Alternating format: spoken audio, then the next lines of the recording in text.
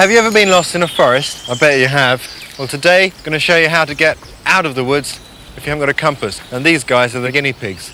I've brought the film crew deep into the forest and got them lost. Okay guys, stop there. Well, we've got a map, we haven't got a compass. Here, in this green area, is where we are, somewhere in there. And down here is a car park where the crew left their car. Now we've got to get there. So how do we do it? How do we find south? Well, nature herself's going to show us. Come with me, I'll show you.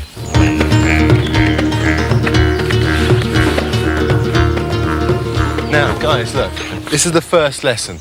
The irony is, it's the trees themselves that are going to help us get out of here. Look, on this side of the tree, the branches are thick, strong, and reaching horizontally out for the warmth. That is the south side of the tree.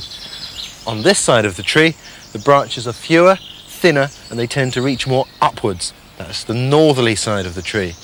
Now, of course, not all trees do this. We've got to make sure that we take an average of, say, 6 or 8 trees. Anyway, this one's good.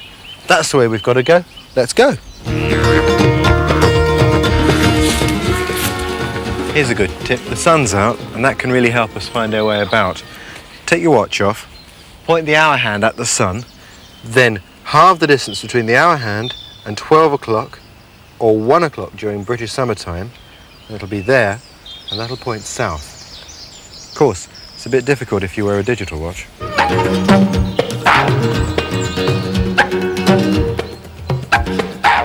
Here's a tip for remote places. Put a stick in the ground straight up and mark the end of the shadow. Now, the sun moves constantly from east to west, so in a few hours' time, that shadow will have moved. Mark the end of the new shadow, say there, and construct an imaginary line between the two. At 90 degrees to that line, towards the sun, will be south. To stay on course, any course, you need to be able to fix your gaze on a point and walk to it. But what happens when you come to thick bushes like this? Inevitably, in avoiding places like this, you start to wander off and can end up walking around in circles. Now, there's a little technique from Scandinavia that'll help us, the pole.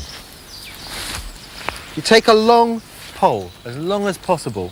You can use it like a giant needle and thread it through the bushes where only the needle can go. Now we can walk around and pick that stick up. Because it's long and straight, it'll keep us on course.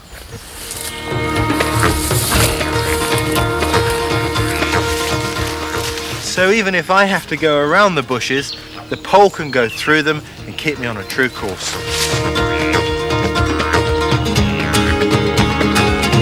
I can hit cars. Could be we're close to the car park, eh? There's a good indicator. Stumps like this can be excellent for pointing us in the right direction. There's the centre, and the centre will be nearest the edge on the southerly side, and that would be about right. Okay, let's go.